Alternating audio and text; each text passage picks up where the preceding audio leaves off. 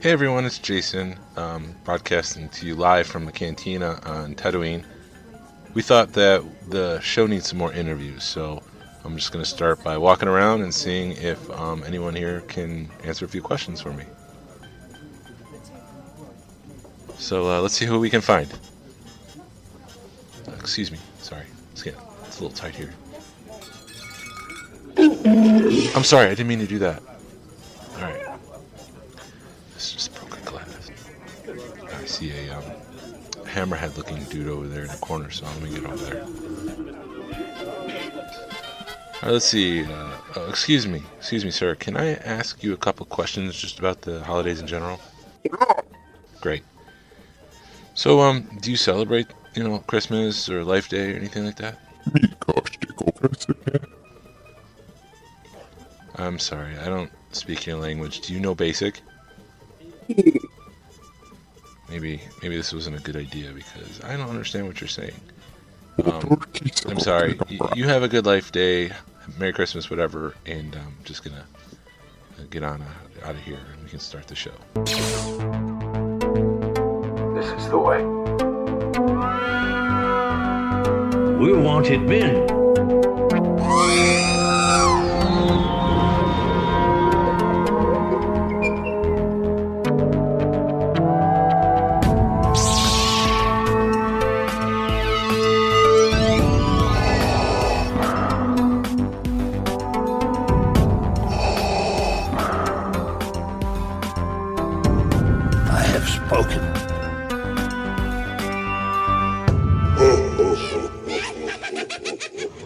Welcome to another edition of the Smuggler's Galaxy podcast. This week, I've got some very special collectors joining me. We're going to be doing a year in review of 2020.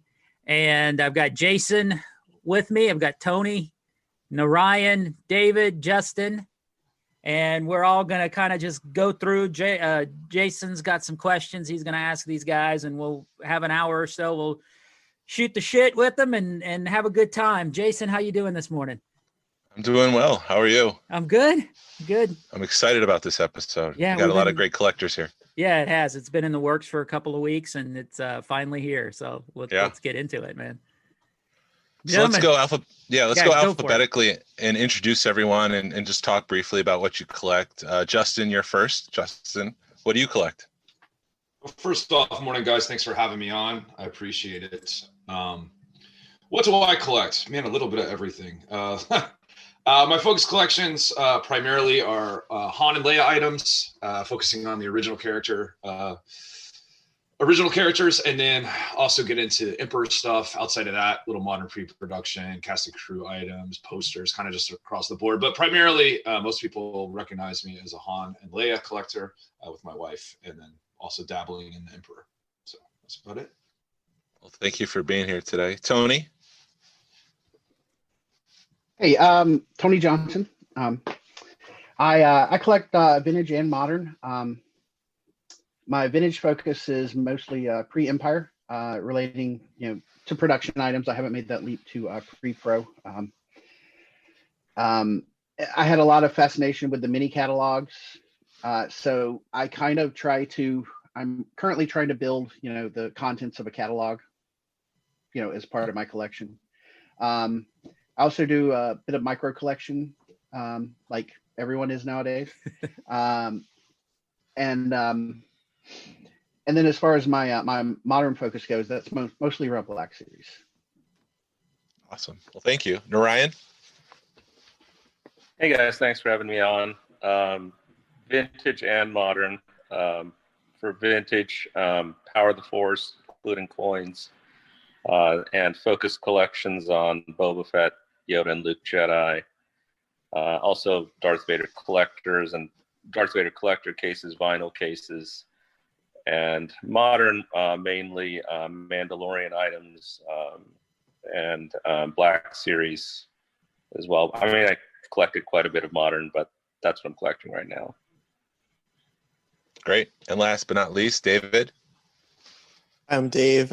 So I collect vintage and modern. And for the vintage stuff, I mainly focus on the carded vintage figures spanning everything from Star Wars to Power of the Force, and then for modern right now, I collect everything from about 2008 for the Clone Wars series all the way up to and through the Black Series collection, and I collect pre-production for that. I'd say I'm having a pretty good year so far because my main foci are Ahsoka and Luke Jedi. So. That's awesome. Getting into it, 2020 was a crap year for most of us. There was a meme at the start of the year about, how great 2020 was going to be. And then it just turned to be a dumpster fire with quarantines and, actual fires in Australia and in California. So, what was special about 2020 related to Star Wars for you guys? Well, I think The Mandalorian, right, really revitalized a lot of people's passion. Just, some just brought them back to that love of Star Wars that they've been missing for a while. And then, for others, reignited their collecting. We got quite a few focus collectors here, like David said, that are pretty happy between Narayan and himself, Ahsoka, Boba Fett, the baby, tying into Yoda, I guess. I think first and foremost, The Mandalorian was just a pretty epic thing for 2020. Yeah, and then the beginning of the year, the Clone Wars, it was kind of a huge tent poles at the start and the end of the year. And then the expansion of the universe with all the announcements, all the new shows recently announced, as well as the is it the High Republic? Yes. Yep. Yeah, that whole huge media play, I guess, that they're going to do coming soon. Yeah, that's coming out in a couple of weeks. That's going to be pretty cool because it's 200 to 300 years before Attack of the Clones. Or I'm sorry, Phantom Menace. So it's an era we've never seen before, and it's basically going to be the dawn of the Jedi, which should be pretty cool. But yeah, I do have to admit, Dave Filoni saved 2020.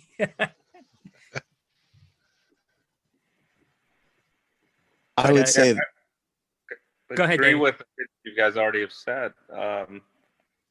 More from a collector's point of view, I don't know. It was an interesting year. I think kind of collectors found new ways to connect with each other, new and different ways than we had before. Probably had to be more creative, as well as obviously Deal or No Deal was a big thing early on in the quarantine. Still is.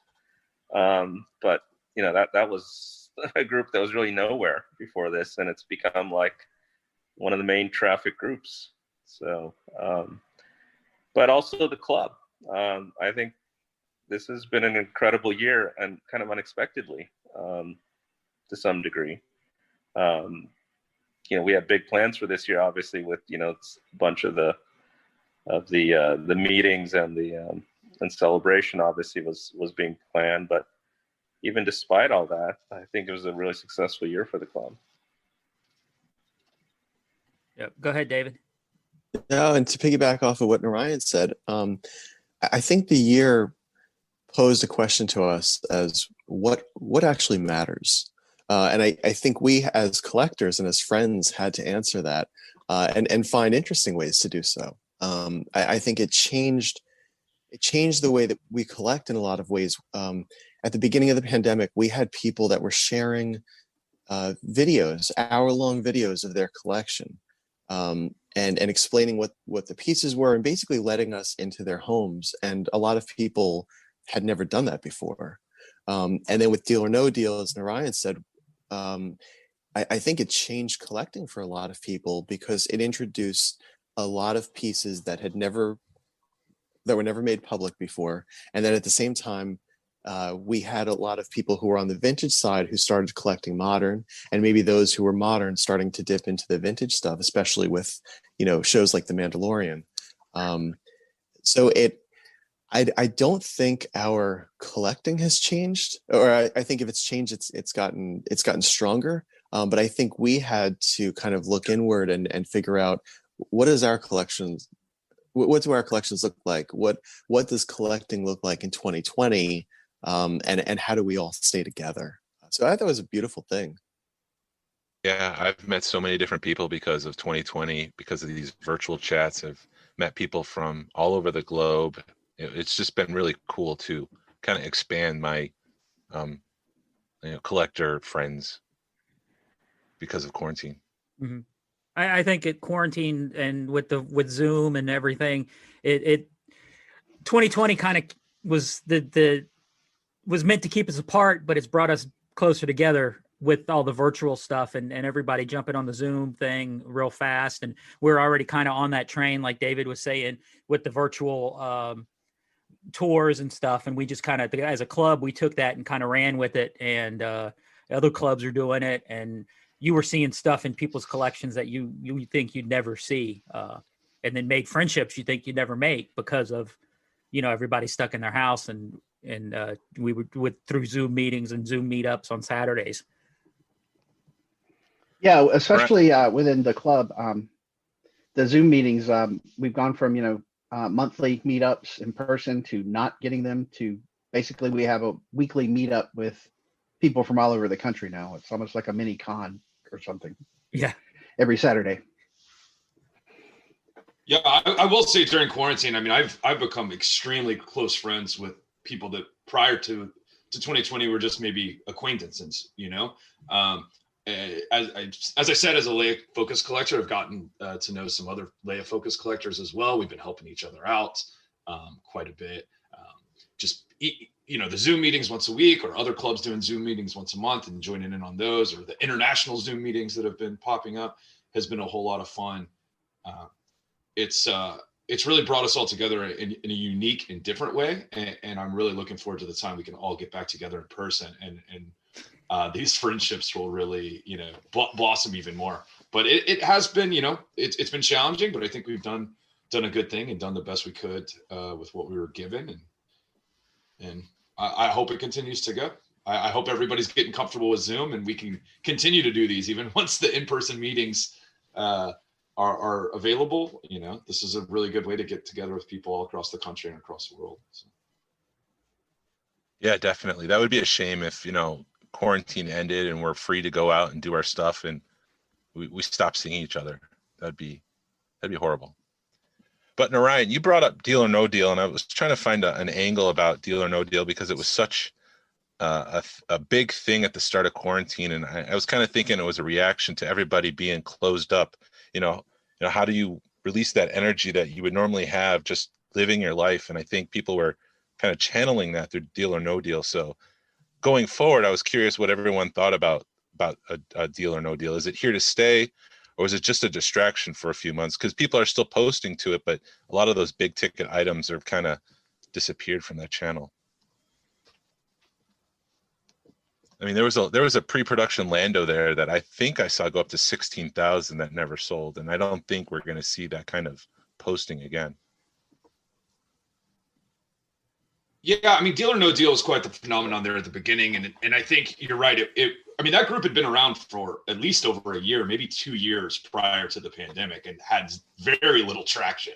Mark Vanis, he really got on board early on, posted up some cool pieces, and then that kind of snowballed, and everybody got into it, and it has dipped quite a bit. I think the quality of items, or there seemed to be much more of like a friendly atmosphere there in the beginning. It was more about, people stepping out of the way so that the right person could get the item, and the sellers weren't necessarily gouging as much as they could.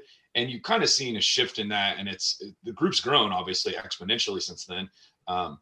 It seems to me there's a lot less of a community focus there. And now it's just, people can't move stuff other places, so they're bringing it here, and they still want that top dollar, or they want more than that. So that is kind of a shame. But I think Deal or No Deal is going to stick around because it is a good avenue for items that you don't quite know the worth on. There's a lot of stuff out there. You can't just go track eBay, or you can't search through Facebook and find prior sold listings. You might have a number in mind, but you're not quite sure, right?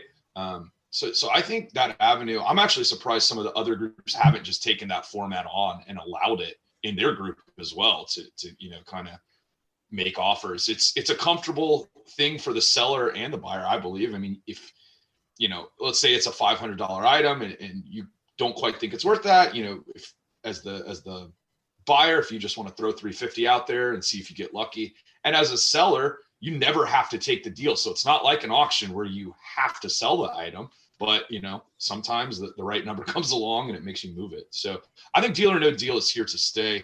And as most of you guys know, I've had a lot of fun buying and selling on there since the pandemic started. So. Yeah, the thing I like about Deal or No Deal is you're as a seller, you're in control. So if you've got a number in mind or whatever, or if hey, that guy's right down the street from me and I don't have to ship this big huge item, I can sell it for less money to him down the street, and we'll meet up and be done with it. And then I don't have to deal with PayPal. I don't have to deal with the fees of shipping and the fees of PayPal. That's what I liked about Deal or No Deal. And in the beginning, you definitely did see the weird stuff that you've never seen anywhere else. You had the big guys, the big guns are throwing stuff out on there, and every now and again they still do, but it's not like it was in the beginning, like Justin was saying. Yeah, I agree with what you just said. I think it's definitely here to stay. I just think the frequency of items going up as things start to ease up eventually with this vaccine and everything, that not everyone's going to be at home, having nothing else to do at some point. So I think that just the frequency of items going up and how many people were involved will probably shrink slightly, but I think it'll still be here. The format was definitely successful and it'll here to stay. Yeah, and I've noticed a couple of peaks during the quarantine. It was really hot to begin with, and then I guess it sort of, I don't know if I would call it died down, but there were some more pedestrian items that showed up, and then the modern pre-pro got like super hot for a month. So I can kind of see it maybe ebbing and flowing, and possibly I'm curious what will happen after once we start having conventions, if interesting things are going to pop up post convention that people didn't manage to sell there. So yeah, but it's definitely here to stay. I did a podcast episode on Deal or No Deal, excuse me, on Deal or No Deal, on the essentially the history of it from the time going into the quarantine until about Labor Day.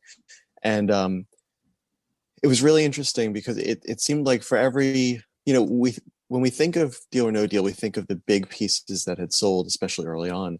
And it seemed like, there were so many big pieces every day.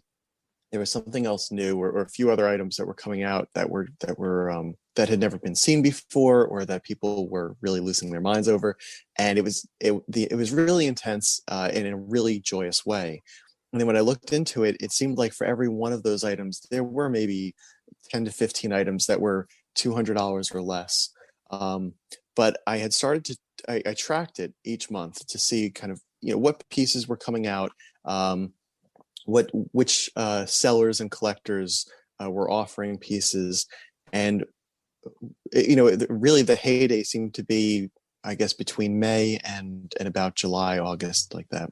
And then on August, I think it was August 30th, a seller had basically put up 4 clear bubble carded figures that he basically had purchased 2 days before.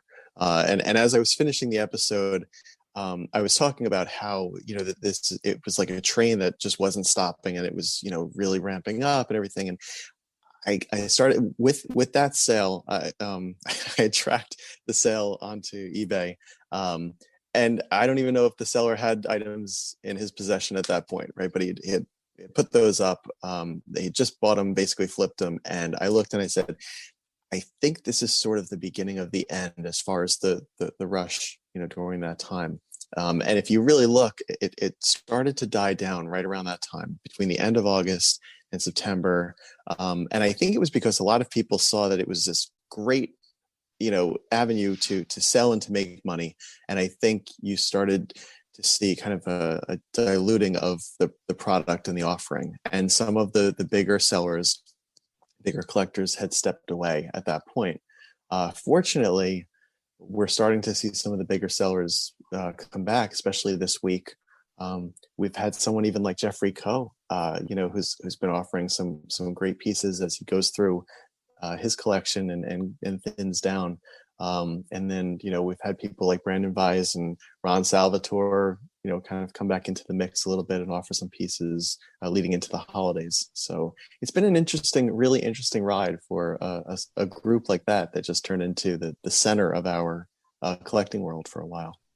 Yeah, I think David brings up a bunch of points there that it started out, and I kind of mentioned as well, it felt more like a community of family. I kind of knew just about everybody in there that was posting, and it was pretty cordial, and all the items that were coming up were pretty interesting and unique. And like David said, you started to see people noticing, you started to see sellers noticing that there was money to be made. So you started seeing items that were just pulled off a Walmart shelf and they're asking double, triple the, and that just starts to, to me, it started to get kind of negative. And you saw a lot of people step away, but it's been a pretty good couple of weeks here recently. Like David said, Tracy Hamilton is another one that's been posting a lot here recently. So Tracy and Bill, I think, have been posting. But so, when you see those guys that don't typically sell stuff, that's when it gets interesting. And I wanted to point out something that David had a big hand in, and so did Anthony Pagano. The prototype weekends. And I think that's something you don't get in other clubs, right? With Deal or No Deal, it's nice that it can be modern, vintage, all that stuff. So David and Anthony have done, basically they would set a weekend, and they kind of hit up all the main modern pre-production guys and go, hey, if you've got anything to sell, we're really trying to flood the page this weekend. And David, I think we did that 3 or 4 times, right? Over the course of the pandemic. Yeah, Justin, I would say really a lot of that comes down to you, because you were the one who posted the image and got people, riled up in the best way, to make it a thing. And that first one was so successful that it really ran through the month of July. And that's amazing to have a modern prototype weekend like that. So yeah, cheers to you. It was awesome. Yeah, I think it was great. And I think that's something that Deal or No Deal, I think that's a way it can continue. It doesn't have to keep being modern prototypes. Have a G.I. Joe weekend, have a whatever. But I think if they would really focus on that a little bit, you get people excited for a weekend, and especially post-pandemic when we are out with spending time with our friends and families and traveling. If you go, hey, next month, this weekend, we're going to really focus on these items. If you've got stuff to sell, make sure you post them up. That'll be a weekend I'm glued to my phone again. So I think it's got some staying power for sure. Awesome. No, I'm just trying to think of what to say, because I'm not a pre-production collector, but it was certainly fun to watch those things go up for sale and see the colors, the different styles, to learn what a first shot is versus a pre-production item versus a sample. I learned a lot through Deal or No Deal over the summer, so it was really cool to watch everyone get excited. It was fun to watch people get the pieces that they really wanted. So it was certainly entertaining, even if you weren't able to participate and buy. But the other thing that happened this summer, Celebration was canceled because it's just not safe for everyone. So I think a lot of the energy and a lot of the excitement people had for Celebration was kind of channeled to our summer social. And so I would like to start with Narayan and just talk about how that came to be. And Glenn and Justin, you guys were part of the planners there, so you can offer your perspective. Just can you talk a little bit about how the summer social came about? Sure, I'll start. Honestly, I think around the time I think we decided to cancel the in-person social, I just threw out an idea. I think I don't know if it was on a Zoom chat or maybe a call with Justin or wherever, maybe we'll consider something doing, virtually, something that, we don't know exactly how it's going to be, but we'll see how it could run.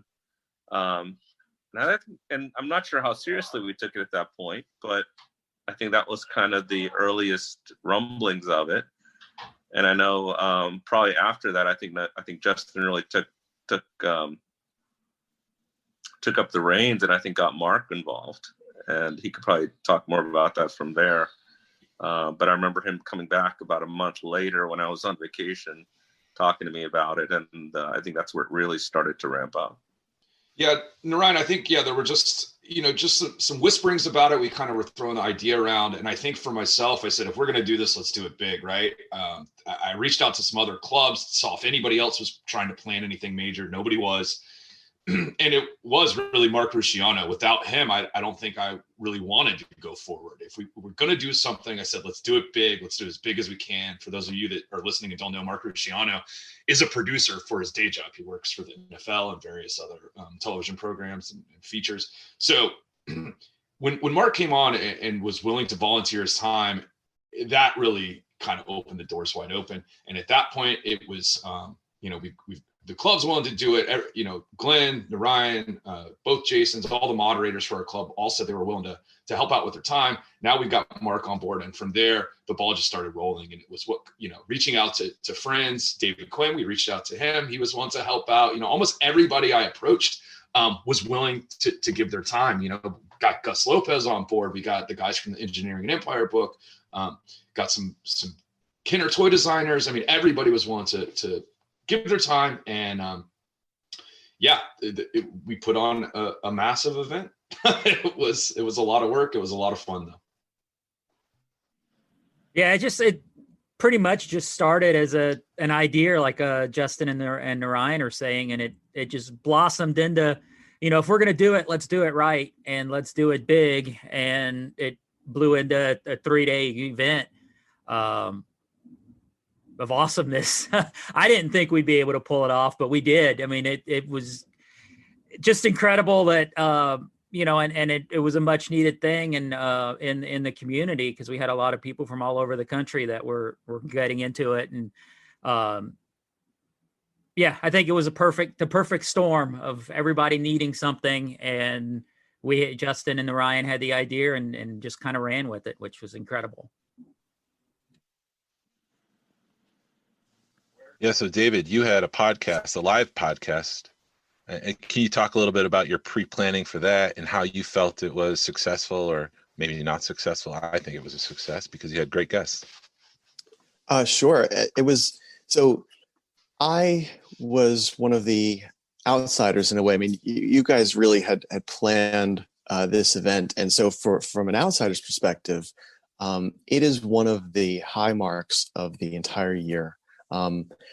I don't think I've ever seen anything like it before. Again, it was 3 days of panels, and it was things like looking at, Gus Lopez's collection, hosted by Blake Morgan, who's one of the, younger collectors that have really come in strong.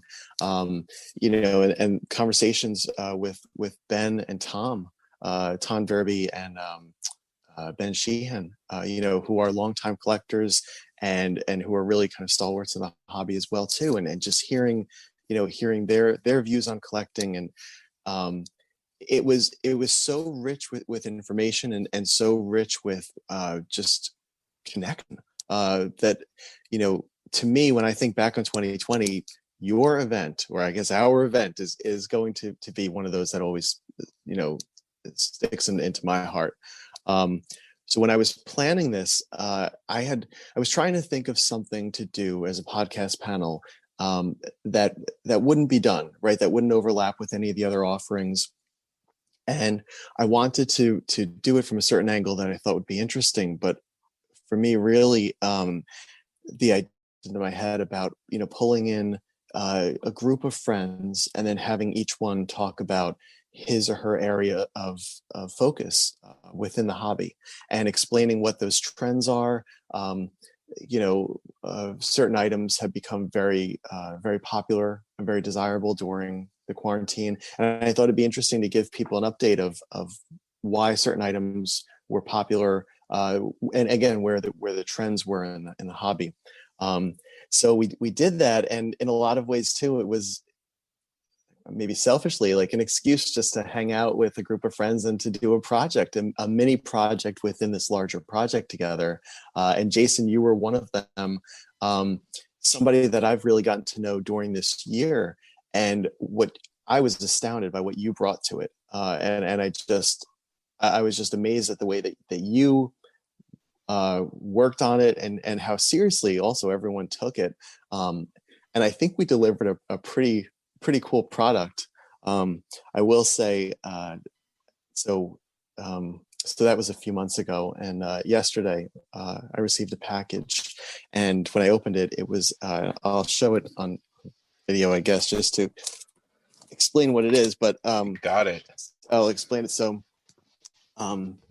this came from you, Jason, from Trent, from Anthony, from Ellen, from Clifton Boggs, from my friend Ryan, who's known as Humble Hoarder on eBay, Chris Letty, and Anthony Pagano. I'm trying to read the frame, so hopefully I didn't miss anybody. But it's the end credits, and this is truly how special this event was. That in our group, Trent took a cap of the end credits after the event had ended, and then you guys basically, I don't know exactly how it all worked, but I believe Trent sent this around to each of you, and each of you signed it. So this went to Canada, it went to Alabama, it went to Georgia and Connecticut and Ohio, and each person signed it. And so receiving that yesterday, I mean, to me, that's, I was saying to somebody, we collect because those pieces that we collect are tangible souvenirs of intangible emotional moments. That's why we collect Star Wars stuff, because we have that connection.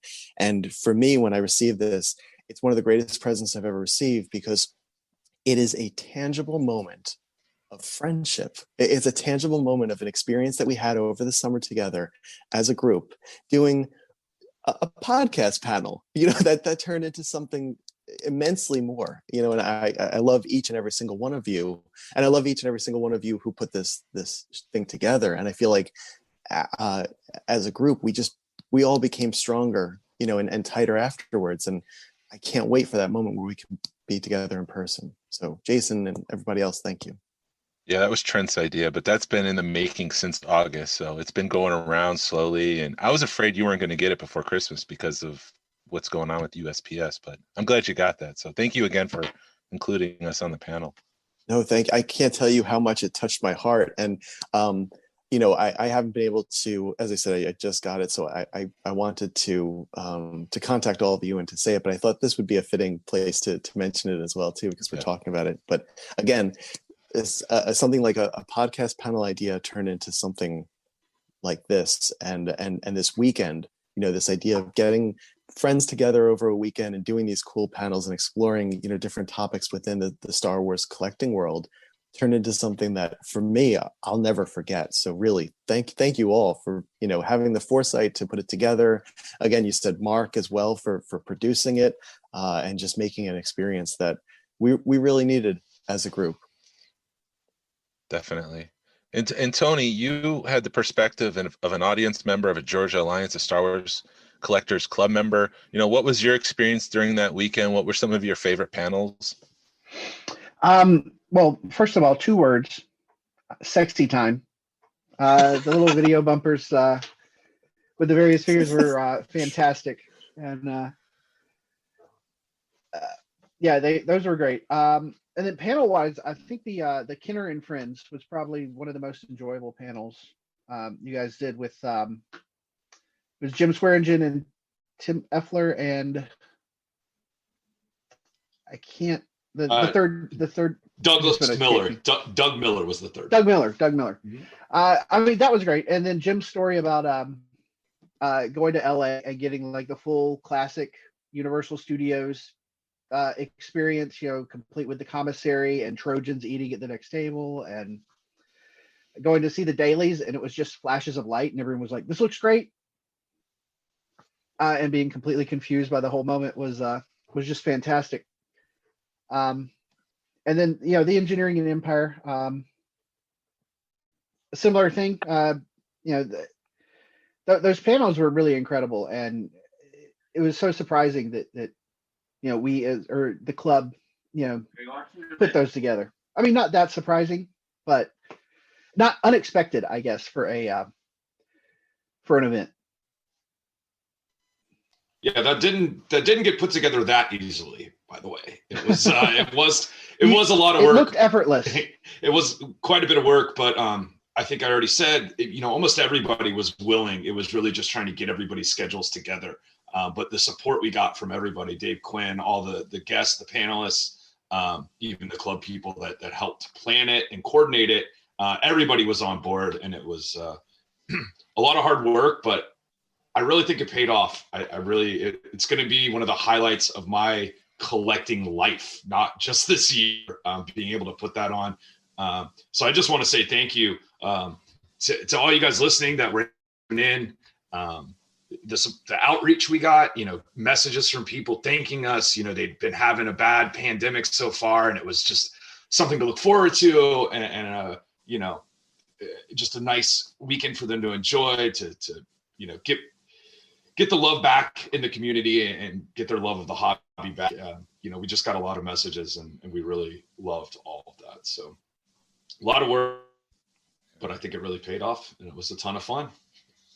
And speaking of that Kenners and Friends panel, I want to ask a little bit about what it was like to interview those people, because as a spectator watching it, I could see on your face, Justin, and I don't know you incredibly well. We've only met a handful of times. We talk, every other weekend on these chats that we do in the club. But you looked like a kid on Christmas morning. You were in such wonder. Like, these were the superstars of the hobby. Is that what you were feeling? And can you talk a little bit more specifically about that panel?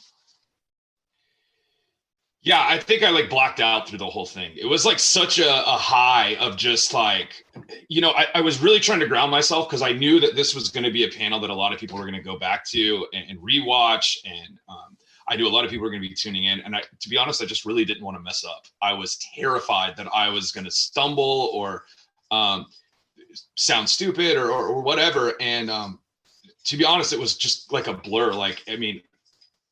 I couldn't tell you how long that panel is. It felt like it was 2 minutes, because it just felt like it came and was gone. But yeah, absolutely outstanding. I mean, that's, poured our heart and soul into collecting these toys for so many years, for decades now. And to be able to just talk to the guys that, are responsible for all that. And I mean, how great were they? I mean, it was effortless to talk to them. It was not difficult at all. I mean, they were so open with sharing and everything. I think that chat could have gone on another 2 to 3 hours. Had we not had a schedule there, I would have just let those guys go, because I mean, they were really getting the ball rolling there, about halfway through. And I mean, they started to just bounce off of each other. It was, within the virtual social, that's going to be a highlight of my entire collecting life. That specific panel is far and away, that's the one that I'm always going to remember, and just be thankful I was willing to, I was able to be a part of it. So I think one of the key things to remember too, going through this, the things that we do now, or the things the events that happen now, I should say, are done by our friends. And to me, that is the most mind-blowing, amazing thing. Looking at this at the Georgia Social, again, a whole weekend of amazing stuff that was, written, planned by our friends, produced by our friends, hosted by our friends. And you just look at that and you go, oh my gosh, if something like this could happen during a pandemic, we as a community, or we as a group of friends, can do anything. And for me, that was the biggest takeaway, where it was like, okay, let's start to dream bigger now, because we did that. It was like when the Empire State Club did the annual, New York had hosted the NICE event, which was it stood for the International Collectors Event the year before, and they looked at that and they said, okay, if we were able to do this, we can do our own. And so they leveled up in a way, and I think you guys did that. As the Georgia group, we did that immensely, in a really cool way. And now I can't wait to see what comes next from there. So again, it's our friends who did this, and that's a blessing. Kudos to the Empire Club. Yeah, I think without myself, Narayan, Blake, my wife, Trent, I mean, obviously there were a lot of people there, but we made the trip up, and without going to that annual event, I mean, that event right there, we looked at the podcast you did, David, during that event.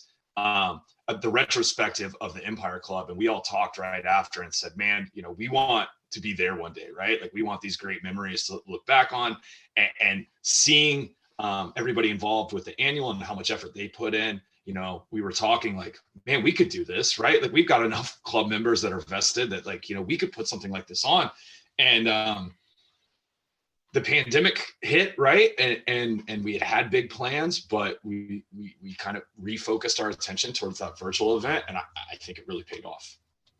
But kudos, the Empire Club was you know, without going to that annual, like we wouldn't have started dreaming so big.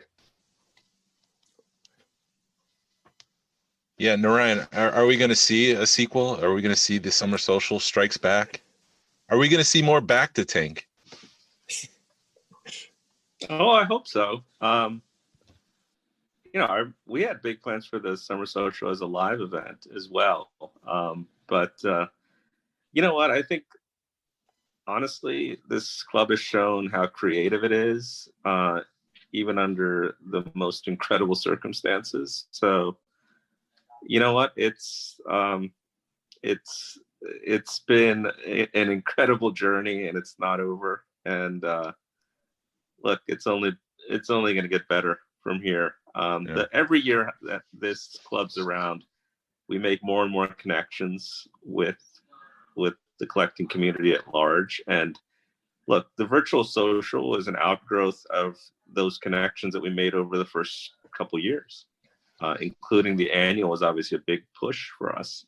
And I don't think if we had not gone to that annual, I'm not sure the virtual social would have actually happened, to be honest. And everything builds on each other. So certainly the stuff that we've done this year, it's gonna build on more stuff going forward in the future. So absolutely. Yeah, it's tough to measure metrics for the success of a project like that.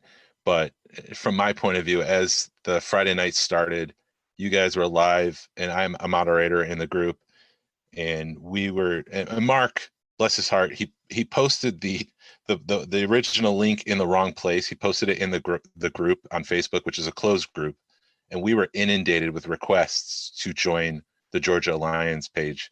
And I just knew right then and there that this thing was going to be a success, that a lot of people were tuning in, a lot of energy was, you know, being channeled into this. And so kudos to everybody who put this on, and it was just an amazing event. So yeah, thank you for doing it. And I've got to say, Jason, you were a huge part behind the scenes as well.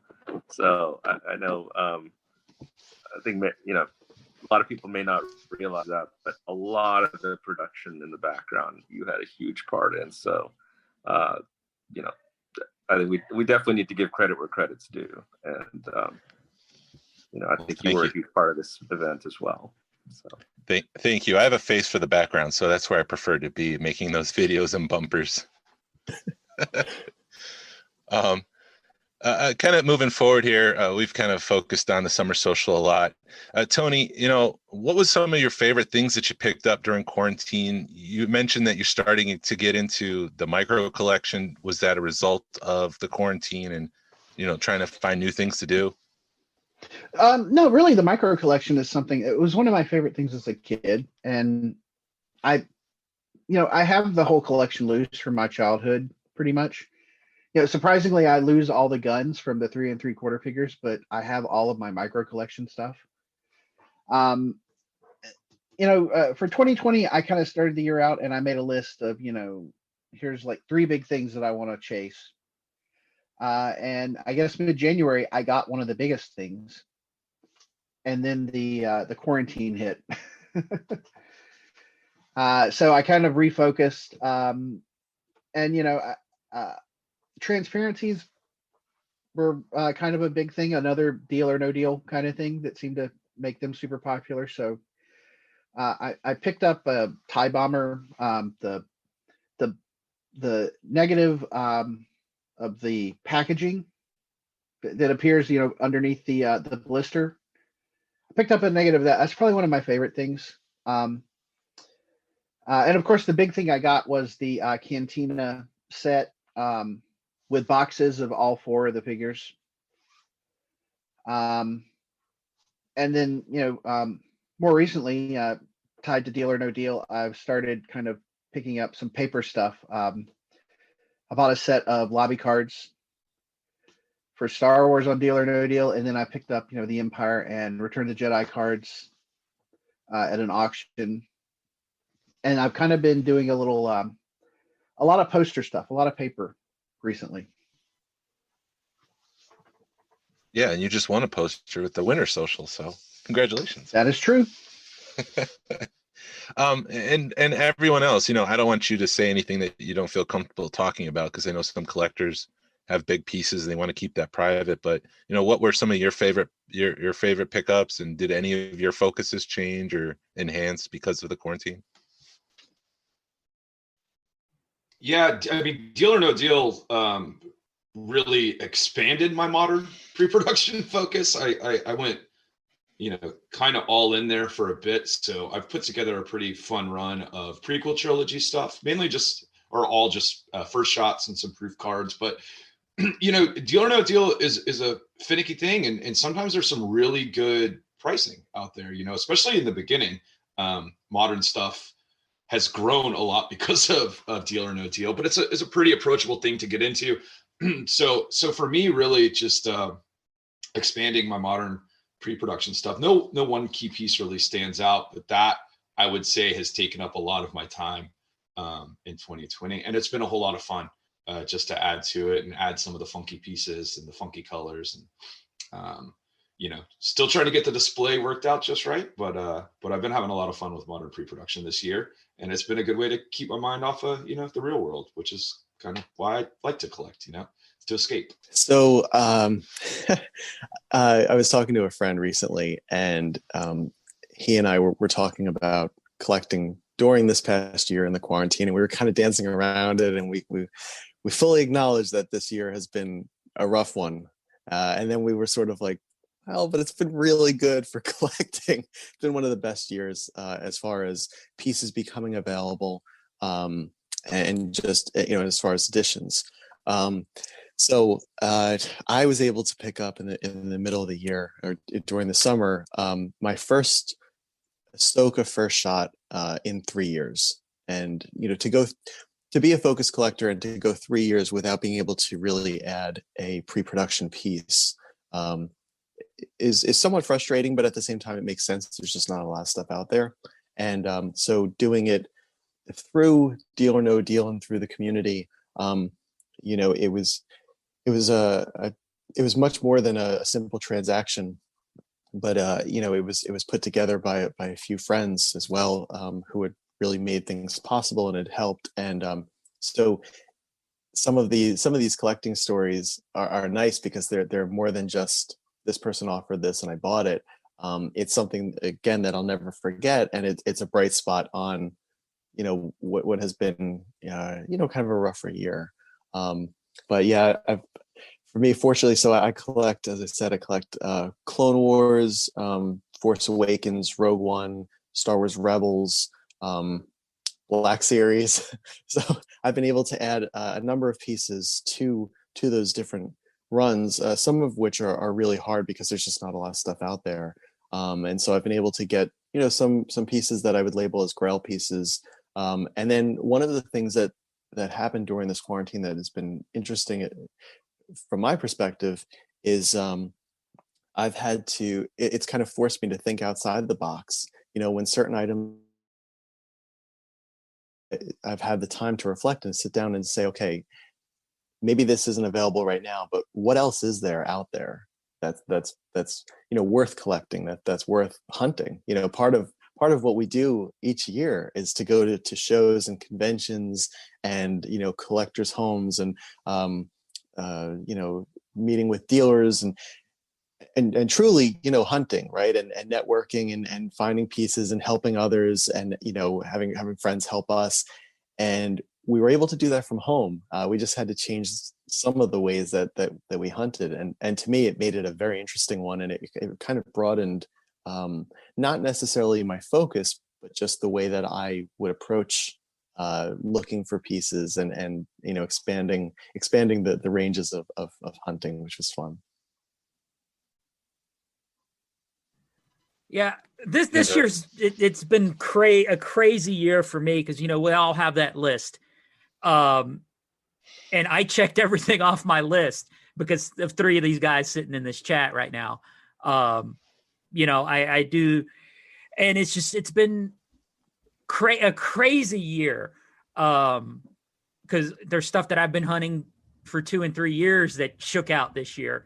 Like the plastic Burger King glasses. I've been hunting those for 2 years, which are exclusive to Massachusetts, and a weird law they had to make plastic versus glass. And make long story short, I saw 3 or 4 of those sets shake out this year. It's been that crazy of a year, and I've been hunting them for 2 years, and thankfully, through David's generosity, I was able to get another piece that I've been hunting for 2 years, which to me just icing on the cake for this year.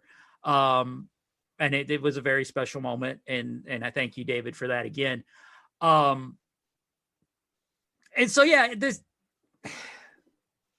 it wouldn't be an episode of the Smugglers Galaxy podcast without Glenn getting teared up. Yeah, that's how special all this. There's Tony laughing, but yeah, everybody listens to hear me tear up, and it was that special of a year, and I'll remember it just because it was that crazy. And that much stuff just shook loose, and it everybody said, oh, cons were, and a lot of toy shows were canceled, and a lot of that you have money set aside that you're going to these toy shows, and then when those things cancel, you have a war chest basically to be able to purchase items as they come up. So thankfully and unthankfully, because of stuff getting canceled, I was able to have the money to purchase stuff when it shook out.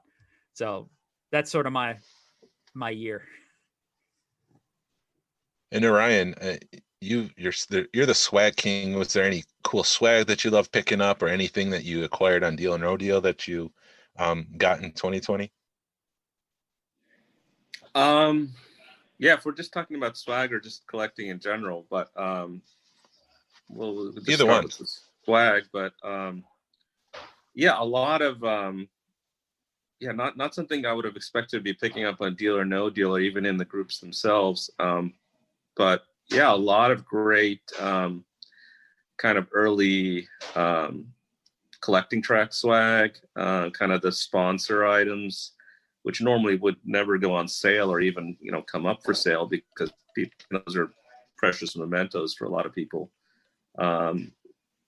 So I was able to pick up some of those, a lot of, international collector events, ICE events swag, which, never been to one of those before, but I love the stuff they've made for those things. So, some of that I was able to pick up. And yeah, just pleasantly surprised by the stuff that I've been able to pick up for my focus collecting this year. Something for each of the things. I think for the coins, finishing up that Droids Ewoks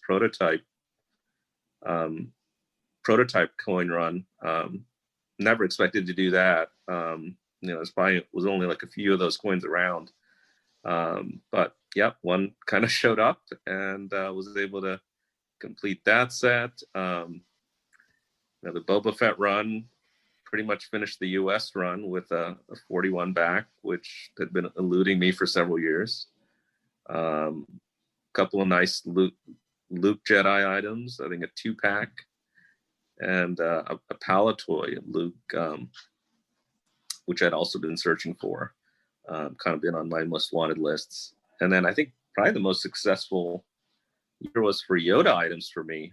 Just tons of stuff that I never would have been expected to even find.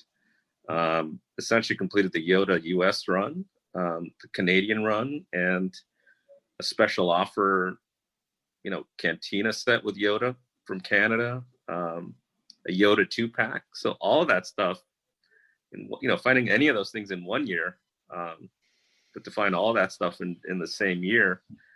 And then even bigger, I think the Darth Vader run, Darth Vader case run, finding that special offer bounty hunter case and the baggies that went with it, that was just amazing. Probably one of the biggest highlights of the year.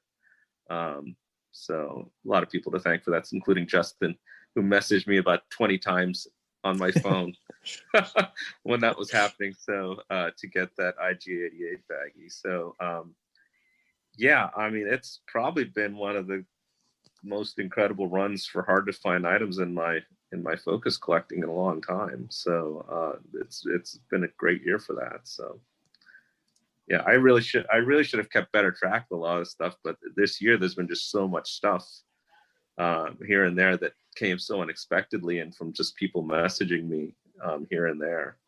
You know, in a year without actual meetups or, you know, major events, that's pretty incredible.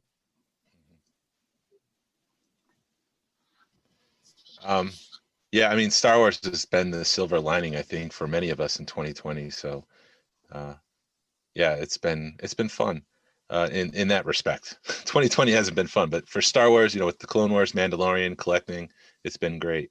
And Tony, you mentioned, you know, you set three things at the beginning of the year that you wanted to track down. Is there? I'll go around. You know, maybe limit it to three, or it doesn't necessarily need to be about collecting either. You know, what are you looking forward to in 2021? Well, I guess working on that list from the beginning of this year, I really want a Death Star playset that's either sealed or you know, open with unused contents. And you know, my only other really major goal at this point is to go to a show, whether it's Toylanta, Columbus, Cincinnati. You know, I just want to go to a show. Normalcy. Yeah. Justin? Yeah, so I kind of publicly made a post a few days back of a couple runs I want to get into this year, and Blake Morgan actually put together for me a micro collection set of all the loose figures. He had a bunch of duplicates. He was trying to get rid of them, and I said, "Hey, look, man, if you can complete that run, I'll buy it from you." And so we agreed on a price ahead of time. I went ahead and paid him, and then he spent part of this pandemic hunting down the figures. So he got me the painted set not too long ago. So I was thinking this year something fun to do would be try to match that with an unpainted set. And some of them are quite difficult to find, but you could typically pick them up $10 or less. So I've started that run for this year. I also said I was going to try to start, I know I would not complete, but start the Power of the Force coin set. That is until I found out that the Power of the Force Luke Jedi coin is selling for $200. Which I think is absolutely absurd. So I might put that run on hold for a while, because I think like a Biederman on card is less than $200. So why is the coin going for so much? So I'm not sure what's going on there. I might need to do some more research. So those are two goals, just kind of new runs I wanted to put together this year. And my third goal is something we've attempted in the past, but this is club specific. And this probably won't happen this year, but I would like to get the planning done. I'd like for it to coincide with the next feature film release. But I would really like to get the club to work together in putting on a display at a museum somewhere in Georgia. So I've already actually been doing some groundwork with this. We'd actually attempted to do this at the Center for Puppetry Arts, but just some things didn't work out. So laying the groundwork now, putting together a presentation. I want to make the presentation, the pitch, a lot better than we did for the Center for Puppetry Arts. I'd like to get some more of our local collectors involved. But one of my long-term goals for as long as I've been collecting was to get the stuff on display somewhere for the public to see it and appreciate what I think is art, you know, between the packaging, the sculpts, from vintage to modern, and that's a goal, is to try and get it lined up so we can get some stuff on display somewhere. Yeah. David? So I'm a hugger, and it's been a long time. I miss the handshakes and the hugs of just being in the conversations of being in the room with people. And so for me, the number one goal is to get it back to that point where we're able to do that. hopefully masks off as well. One of the things that I'm working on, which I came up with around Thanksgiving, and I'm trying to do it in the Empire State Club, and would love to expand it to include Georgia as well. I'd like to do a Thanksgiving in whatever month we can get back together, and just find a place, whether it's like a VFW hall or, someone's house or whatever. And we all get together, everyone brings a different dish, and we celebrate the Thanksgiving that I think many people didn't have. So for a goal like that, but I think the main goal, as far as not items, but just in the collecting world, I started when the pandemic hit. I started doing this thing with a friend named Tyler Fedigan, where we call it the Kindness Initiative, and the idea is, once a month or hopefully even once a week, we try to reach out to somebody within the community or to do something special. And I really want to ramp that up this year. And I think, I try to kind of pose a question to myself going into every year. And I think the question this year is, what can I do to touch another person's life, or how can I show kindness in the biggest way possible? And I think for me, that's the driving force. As far as collecting, last year it was to get a switching gears. Last year, one of my goals was to get a Black Series hard copy, and just managed to happen. This year it was to get something wax for modern, and that happened, I think, within the first month of the year. And then it's always, the goal is always to try to get an Ahsoka piece, and this year has been plentiful, and for what Ahsoka is, but my goal is to get an Ahsoka hard copy for modern, I think, and to add a few pieces to the Force Awakens run, a few pieces to the Rogue One run, and some hard copies for Clone Wars. There are a handful of characters that I would just like to have that example for. I love the hand painted stuff. So that's collecting and life goals. And Narayan, do you have any? My biggest goal is normalcy. Just to be able to meet each other again, whenever. I think Glenn mentioned this before, but just when we see people face to face, like at a meetup in Christmas, we see how special that was, and how much you miss it. And it really is amazing that we been able to somehow get through this year, without a lot of just in-person contact. But it just makes it all the more special when it actually happens. Look, I'll try to go to as much stuff as possible. The annual, if ICCC, as long, obviously as long as it's safe. But gosh, I think we've been waiting so long for stuff like that. I think that's what we've been yearning for as much as anything. So it's definitely looking forward to a time, when we can do that safely. And yeah, give everyone a hug, just like David just said. So it's been so long. So that more than anything. As far as collections go, like I said, this year I never expected to get the items I did. So whatever comes is fine. What am I actively looking for? I always like. It's hard for me to ever come up with these lists. I think I mentioned to Justin maybe a few weeks ago. What am I looking for now? And I'm like, well, I don't know, off the top of my head, a tri-logo Yoda or something on an orange snake, a Kenner one of the early Kenner catalogs. But to be honest, it's more the surprise of what sort of comes up and what people send you.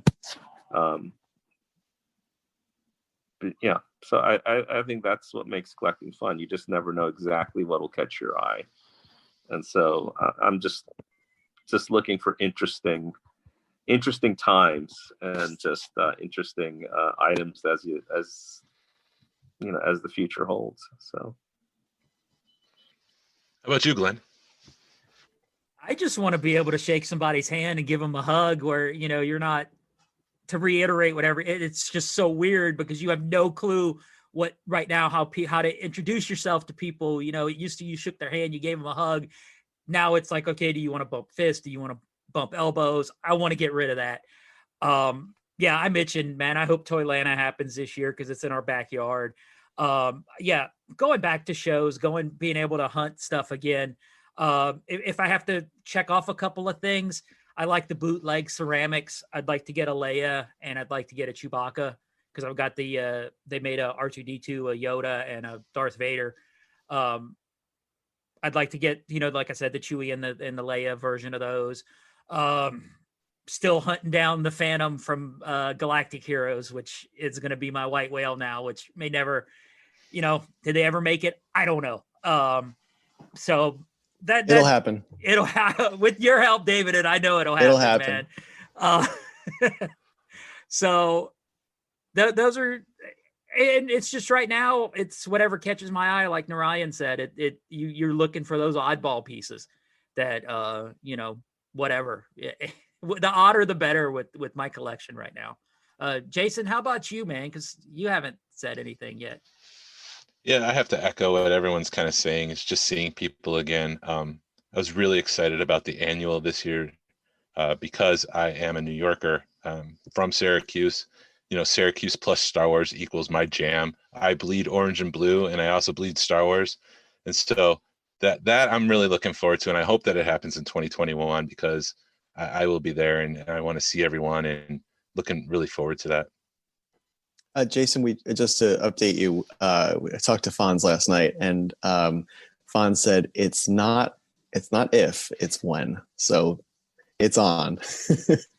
Did he say like a guesstimate as to when? Because my mom's still up there and she wants to see the grandkids, and I have to make all these. I'm trying to, align the stars so it all. Yeah, no, we really have to see, what happens. Yeah. But it's just nice to know that he would, if he could, he would have it tomorrow, and that is just a beautiful thing. So. Yeah, I'll reach out to Fonz and just say, hey, I know you're planning thousands of different things. You're doing 1,000 things to plan for this event, and if you can add one to the end of that list, is just to clue me in as quickly as possible. But to borrow a phrase from Justin here, gentlemen, we did it. I want to thank everybody here for participating today. Does anybody want to pitch or plug anything before we take off? David, you have to plug your podcast, man. It's such a good podcast. Please tell everybody how to find it. Yeah. First, Glenn, and I truly mean this, Glen and Jason, and really Justin, all Narayan, Tony, you guys are. It's wonderful, getting a chance to do this with you, and also thank you for your support. On the Georgia page, on your podcast as well. You guys have always been, really supportive of the podcast, and it's a fun project, and so it's called Star Wars Prototypes in Production, and we look at. I look at the trips that we go on. You try to do recaps of those, and collectors conversations. So yeah, thank you. Star Wars Prototypes in Production. If you're looking for a podcast that's that's collector based. I'll plug Atlanta Vintage Toys for those of you that are local here. Jason and myself have been doing that a little over a year now.